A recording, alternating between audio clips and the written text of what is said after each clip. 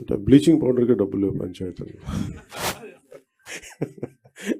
It's అంటే మేమేమనుకున్నా అంటే there lot of challenging situations ఉన్నాయి. అంటే మనిషి ఛాలెంజ్ ఉంటేనే కదా ఎదుగుతాడు. So we are take it in a very positive note, will see how it we take it forward. ఇప్పుడు ఉదాహరణకి అంటే ఇప్పుడు నేను ఏ రివ్యూ మీటింగ్స్లో కూర్చున్నా కానీ అందరూ కలిసి ఒక పేరు అవసరంగా లేదు కానీ ఒక ఐఏఎస్ అధికారి పేరు చెప్తారు. అన్ని అనర్థాలకి మూలం ఆయనే అన్నట్టుగా అసలు ఇన్ని అవకతవకలకి మొత్తం కూర్చోబెట్టి ఏ రివ్యూ మీటింగ్లో కూర్చున్నా ఆయన ఏళ్ళన్నీ ఆయన వైపు చూపిస్తుంటారు. అఫ్కోర్స్ ఆయన ఇప్పుడు వెళ్ళిపోయారు అనుకుంటాను నాకు తెలిసి. అంటే ఇట్లా ఉంటుంది. ఇప్పుడు వీళ్ళందరినీ ఎలా బాధ్యుల్ని చేయాలి అంటే ఇట్స్ వెరీ ఈజీ. అంటే అడ్మినిస్ట్రేషన్లో కూర్చున్నప్పుడు రూల్ బుక్ని దాటి అధికారులు ప్రయత్నాలు చేశారు. నేను మా రివ్యూస్లో మాట్లాడుతాను. కానీ the previous government over ruled and they went away. ఎవరికి అకౌంటబిలిటీ ఫిక్స్ చేయాలి అనేది ఇట్స్ $1 million క్వశ్చన్. అది కేసులు పెట్టచ్చు నాకు తెలియదు కానీ ఇప్పుడు నిన్న ఒక రివ్యూ చేశాను. రివ్యూ చేస్తే Asian infrastructure industrial development bank వాళ్ళు దాదాపు ఒక రఫ్లీ ఒక 4,000 to 5,000 kilometers అనుకుంది. వాళ్ళకి ఇస్తే వాళ్ళు అడిగింది ఏంటంటే, ఒకప్పుడు మనం ఒక 70% వాళ్ళు ఇస్తే ప్రతి ₹1,00,00,000కి ప్రతి 100 కోట్లకి 70 కోట్లు వాళ్ళు ఇస్తే మనం 30 కోట్లు పెట్టాలి. అంతే కదా సార్? 70-30 రేషియోలో. సో దాంట్లో ఇదేంటి 250 మంది జనాభా ఉన్న హ్యామ్లెట్స్ కావచ్చు, కుగ్రామాలు కావచ్చు, వాటికి రోడ్డు. సో వాటికి రోడ్లు వేయడానికి దాదాపు Asian infrastructure industrial development bank ప్రయత్నం చేస్తే దాదాపు 400 million ఇచ్చారు వాళ్ళు.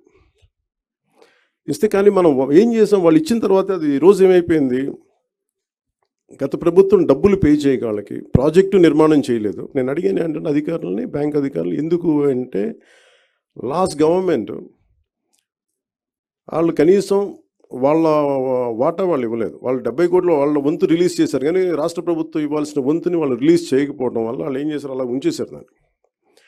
కొద్ది రోజుల తర్వాత నేను రోడ్లు ఇలా అలా చూస్తే ఒక $40 million అలాగే బ్యాంకుల్లో పెట్టుకొని కూర్చున్నారు. అది ఎటు డైవర్ట్ చేశారు ఏంటి అని పక్కన రోడ్లు వేయలేదు. అందువల్ల ఏంటంటే వాళ్ళకి నమ్మకం పోయి గత ప్రభుత్వం మీద వాళ్ళు ఏం చెప్పారంటే, మేము డబ్బులు ఇవ్వం, మేము రీఇంబర్స్మెంట్ విధానం పెడతామని చెప్పేసి మినిస్ట్రీ ఆఫ్ ఫైనాన్స్ పెట్టింది.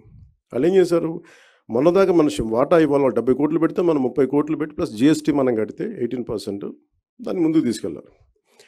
ఈ నెగోసియేషన్లో కానీ ఎక్కడ కూడా GST మాకు భారం అయిపోతుంది కేంద్ర ప్రభుత్వంతో మాట్లాడలేదు.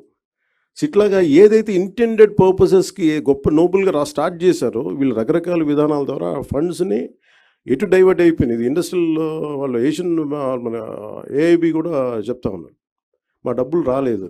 Then I said we have taken responsibility. వాళ్ళకి ఏం చెప్పానంటే, మేము మాట్లాడతాం, మాకు కొద్ది సమయం. వాళ్ళు అడిగింది ఏంటంటే రీఇంబర్స్మెంట్ పెట్టారు. అంటే ముందు మీరు ఖర్చు పెట్టేయండి, మేము తర్వాత ఇస్తామని. అసలే డబ్బులు లేవు. నేను మాట్లాడితే వాళ్ళు అడిగింది ఏంటంటే కనీసం ఈ ప్రాజెక్ట్ అయిపోద్ది అంటే 2019లో వాళ్ళు 18 కంటే 2019 నుంచి ఆచరణలోకి వచ్చింది. బై 20 వాళ్ళు 2 years అంత మొత్తం అవ్వాల్సిన ప్రాజెక్టు, కానీ అవ్వాల. ఇప్పుడు మళ్ళీ కరోనా వల్ల ఇంకోటి పక్కన పెట్టి తర్వాత కూడా డబ్బులు వచ్చినా కానీ వాళ్ళు చేయకపోతే ఇప్పుడు అడిగింది ఏంటంటే ఈ డిసెంబర్ దాకా పొడిగించారు. ఈ డిసెంబర్ లోపు నేను అడిగింది ఏంటంటే ఇది కంటిన్యూ అవ్వాలి ఫండింగ్, అంటే ఏం చేయాలి, మేము డబ్బు కొంత పెట్టాం, కూరుకుపోయాం దీంట్లో, మాకు డబ్బు రావాలి, మీరు ఎలా చేస్తారు ఏంటి అడిగితే నేను చెప్పాను, వాళ్ళు ఏంటి మేము చేయగలం అంటే మాకు కనీసం 200 crores పర్ మంత్ మీరు ఈ ప్రాజెక్ట్ మీద పెడితే, రోడ్ల మీద పెడితే దీన్ని ఒక 3 months తర్వాత మేము will make sure that reimbursement నుంచి మేము తిరిగి లోన్ ఇచ్చే పద్ధతికి వస్తాం. సో ఇలాంటి ఛాలెంజెస్ ప్రతి చోట ఉన్నాయి. మీరు పథకం తీసుకున్నా ఈ పథకంలో ఒక ఛాలెంజెస్ ఉన్నాయి. సో ఇలాంటి ఛాలెంజెస్ నడుములో we want to do something like this. That's what.